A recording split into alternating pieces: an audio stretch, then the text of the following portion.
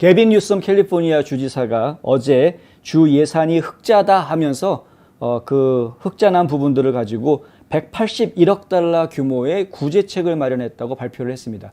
지금 화면에 보시는 내용이 바로 그건데요. 181억 달러의 인플레이션 릴리프 패키지, 그러니까 인플레이션에 대한 구제책을 만들어낸 거죠. 이렇게 쭉 여러 가지 항목들이 지금 나와 있습니다. 네.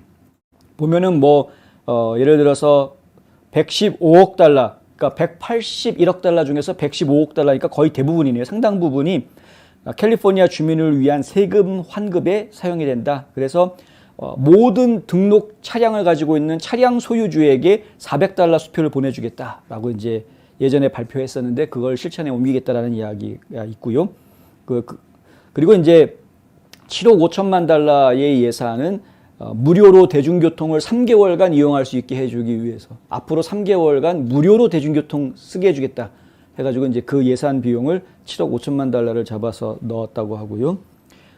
그리고 3월 31일 이전에 지원을 신청한 저소득 세입자들에 대해서 긴급 임대 지원을 제공하는 27억 달러. 이건 뭐 이미 날짜가 다 지난 거긴 하지만 어쨌든 저소득층들을 위해서 임대비를 지원해 주는 것이 들어가 있고, 전기요금 지원비로 12억 달러, 수도요금 지원비로 2억 달러, 주민들이 연체한 공과금을 갚도록 도와주는데 총 14억 달러, 연간 최대 16만 6,500달러를 버는, 그러니까 16만 6,500달러 밑으로 버는 4인 가족에 대해서는 Covered California에 따른 건강보험료를 지원해 주겠다라는 이야기가 들어가 있고요. 디젤 판매세 12개월간 유예하겠다. 디젤 가격을 좀 싸게 해주겠다는 거죠. 그 예산으로 4억 3,900만 달러가 들어가고, 저소득층 가정의 보육료 인상에 1억 3천만 달러를 쓰겠다. 보육료도 좀 올려주겠다, 이런 이야기가 나옵니다. 그 다음에 가장 극심한 환자에게 치료를 제공하는 병원 직원, 숙련된 간호원들에게 9억 3,300만 달러를 주겠다, 이렇게 나와 있는데, 그 덕분에 간호사들, 캘리포니아에서 일하시는 간호사들은 1인당 평균 한 1,500달러 정도의 보너스를 받게 될 것 같습니다. 보건인적서비스부의 마크 갈리 장관은 성명서에서 이러한 투자는 팬데믹 기간 동안 에너지 비용을 감당하기 위해 고군분투했던 많은 사람들에게 구제를 제공하는 동시에 의료와 보육을 더 저렴하게 함으로써 캘리포니아 사람들의 삶에 의미 있는 영향을 주게 될 것이다. 이렇게 이야기를 했습니다. 근데 제가 이런 얘기 나올 때마다 계속해서 드리는 말씀인데요. 이 급진 좌파들은 아주 막연하게도 희한한 믿음을 하나 가지고 있습니다. 그 막연하면서 희한한 믿음이 뭐냐 하면은, 사람들에게 돈을 주면 그러면 그 사람들은 그 돈을 가지고 더 긍정적이고 더 밝은 미래를 위해서 자신에게 투자할 것이다 라는 믿음을 가지고 있다는 것이죠. 그런데 실제로 사람들은 다 그렇지 않습니다. 건강한 정신을 가지고 있는 사람들이라면 그렇게 하죠. 누가 나한테 생각지 않았던 돈을 주었다.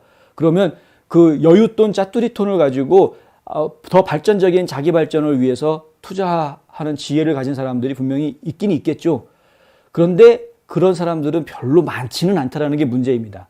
상당히 많은 사람들이 야, 꽁돈 생겼다 라고 이야기하면서 그냥 흥청망청 써버리더라는 겁니다. 이게 인간인데, 아무리 가난한 사람이라고 하더라도요, 돈을 주면은 난 가난하게 살아왔으니까 내가 이걸 정말 아껴가지고 어떻게든 내가 좀 더 잘 버틸 수 있게, 잘 살 수 있게 지혜롭게 써야지 라고 생각하는 게 아니라, 돈 주면은 이거 간만에 한번 맛있는 고기 한번 먹어야 되겠는데, 이 생각이 먼저 드는 게 인간적인 겁니다. 이게 인간적인 겁니다. 그러니까 결국에는 돈을 준다라는 것은 결코 그 사회가 회복되거나 발전하는 데 도움을 주는 것이 아니다라는 이야기. 그 이야기는 정말 오래전부터 해왔던 이야기입니다. 물론 필요한 분들한테 주는 것은 상당히 유용할 수는 있습니다. 당장 꼭 있어야 되는데 없는 분들한테 지원이 필요한 사람들이 있긴 있죠.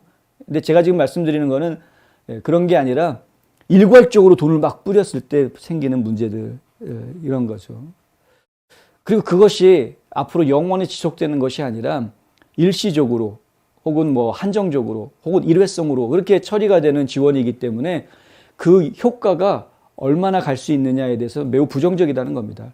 잠깐 반짝하고 말 것이다라는 거죠. 예를 들어서 3개월 동안 대중교통 무료로 이용할 수 있게 해주겠다.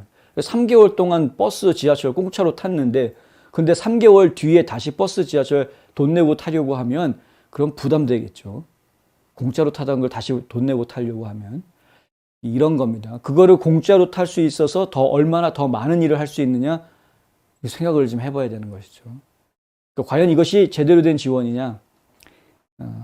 돈을 쓸 때에는 좀 지혜롭게 써야 되는데 저희가 볼 때는 지극히 좀 잘못된 방향으로 돈을 쓰고 있는 것이 아니냐라는 이야기를 좀 할 수밖에 없는 그런 부분들이다 이거죠. 어려운 사람들 도와주겠다라는 거 나쁘지 않습니다. 근데 문제는 그 명목이 인플레이션이 때문에 어려운 사람들을 도와주기 위해서 돈을 준다? 저는 그 부분이 좀 이해가 안 된다는 것이죠. 물가 인상을 부추길 수밖에 없습니다. 예. 시중에 돈을 풀면.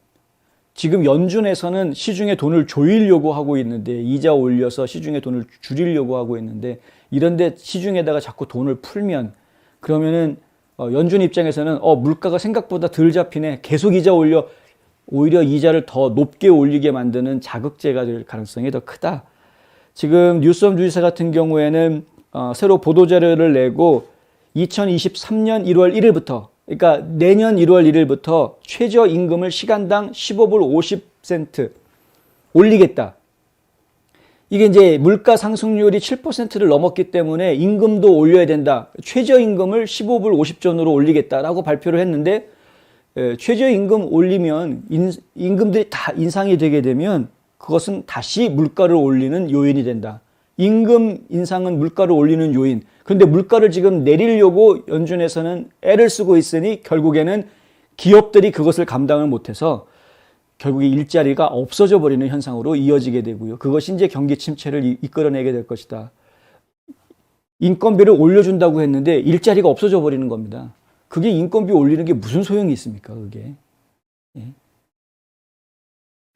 물가를 내리기 위해서 주정부가 할 수 있는 일이 무엇인가를 연구를 했어야 되는데 물가는 이미 올라가는 것이니 올라가는 물가에 적응할 수 있게끔 국민들을 맵집을 키우는 주민들 맵집 키워봤자 물가 안 줄어듭니다. 주민들 맵집 키워놓으면 오히려 물가는 더 올라가고 더 극심한 그런 고물가 속에서 고통받는 국민들이 맵집만 키워져 가지고 계속해서 더 오래도록 고통을 받게 만드는 그런 아주 불합리한 순환의 고리를 만들게 된다. 이것은 결코 바람직하지 않은 조치였다. 이제 저희는 이렇게 지적을 하고 싶은 것이죠.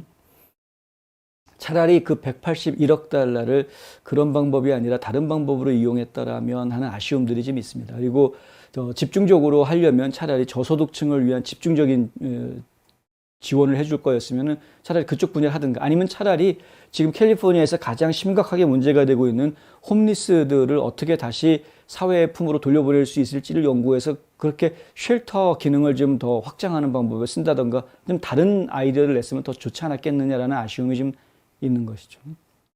이제 당장 또 올해 선거해야 되니까 국민들한테 표나 얻을 생각으로 이래저래 인기 끌 생각만 지금 하고 있는 것 아니냐라는 인상을 지워버릴 수가 없다.